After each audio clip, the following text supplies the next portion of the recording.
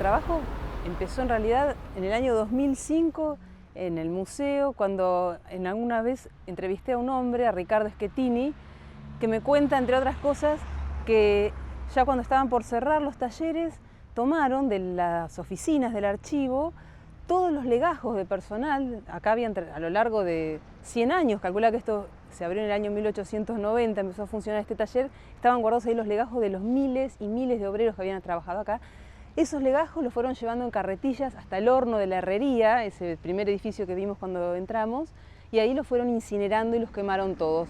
Empezó como un holocausto. Entonces, a partir de esa idea, es decir, se quemó todo. Vinimos una vez acá y empezamos, todavía en el año 2005 los edificios estaban en pie.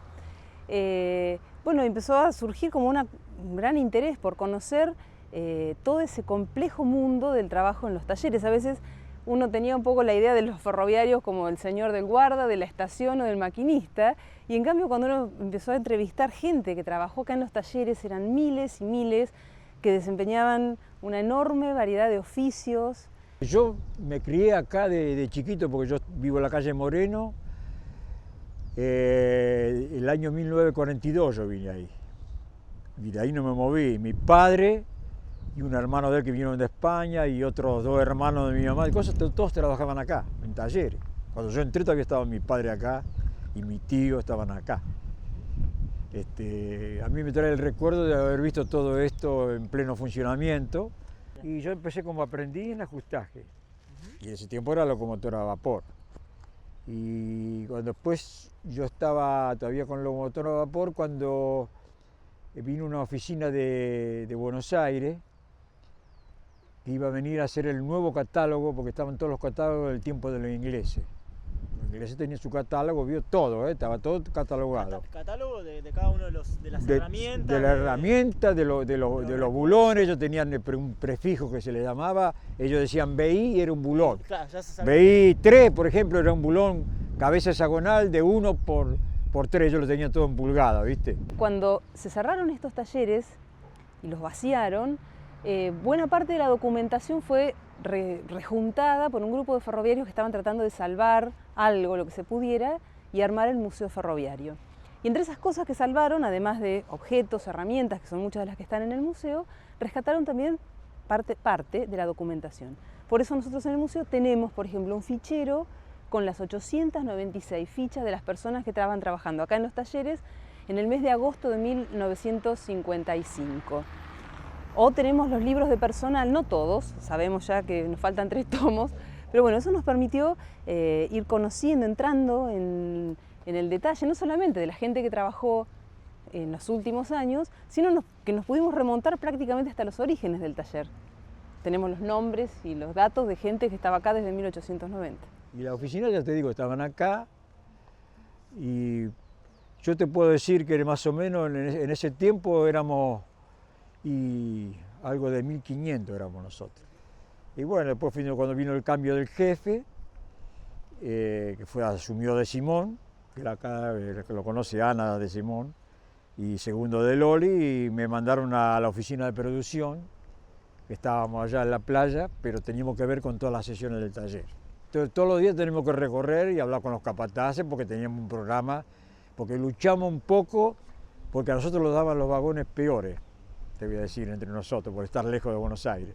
Y luchamos hasta que entramos en el programa a que nos tocaran los vagones nuevos también, como era la historia. Y empezamos a recibir los vagones cosas. Entonces, bajaba de Buenos Aires unos inspectores que venían una vez al mes y elegían, elegían al azar, decían, bueno, yo quiero este vagón, y te lo probaban todo, te probaban freno, te tomaban las medidas de la rueda, te tomaba la altura que tenía que tener, porque había un gálibo que le llamaban del vagón, a ver si estaba todo correcto. Hay un aspecto que me parece importante que tiene que ver con la demolición del paredón que ha rodeado durante tanto tiempo estos talleres, y que el barrio noroeste lo sintió siempre como un obstáculo para la comunicación entre el barrio y el resto de la ciudad. En ese sentido, bueno, fue tan intensa la presión de los vecinos, en ese sentido, que realmente el hecho de que se haya podido llevar a cabo esta demolición creo que es un gran paso hacia adelante. Lamentablemente la preservación de los edificios no se hizo por alguna razón que yo todavía no puedo entender. Este complejo edilicio que tiene los mismos valores arquitectónicos que el Mercado Victoria, los galpones de vitivinícola, todas las construcciones ferroviarias que van hacia aquel lado, que están consideradas, están dentro del patrimonio y teóricamente por lo menos protegidas. No sé por qué en el momento que se hizo ese catálogo este conjunto de talleres no entró, y por esa razón apenas se retiró la empresa privada en el año 96, quedaron abandonados a su suerte y vandalizados. Lamentablemente, como se puede ver, los están usando como cantera de ladrillos. Produce conmoción y produce también como una perplejidad observar que no hay conciencia suficiente en la preservación del patrimonio edilicio, pero sobre todo ¿para qué sirve ese patrimonio edilicio? Los edificios en sí mismos no son más que eso, no son más que ladrillos. Pero el hecho de que se borre y se vaya cancelando, y uno piensa que al paso que vamos en poco tiempo no va a quedar prácticamente nada todo este complejo, nos lleva a pensar que de la misma manera se va a borrar la memoria de lo que había acá. Y tal vez dentro de algunos años, si no se hace algo, aunque sea para salvar esto que queda, como testimonio, los talleres y todo el trabajo y los miles y miles de obreros que trabajaron acá y todas las cosas que pasaron en este lugar se van a olvidar. Entonces, bueno, de alguna forma, la humilde y pequeña contribución que uno piensa que puede haber hecho al escribir este libro tiene que ver con eso justamente, ¿no? Los edificios se demuelen, pero por lo menos hemos tratado de recuperar en buena medida la memoria de la mayor cantidad de trabajadores de los talleres, desde el jefe hasta peones, carpinteros, torneros, ¿no? De todas las especialidades, como para que, bueno, si el edificio de ladrillos no queda en pie, sí quede por lo menos la memoria de lo que fue este lugar.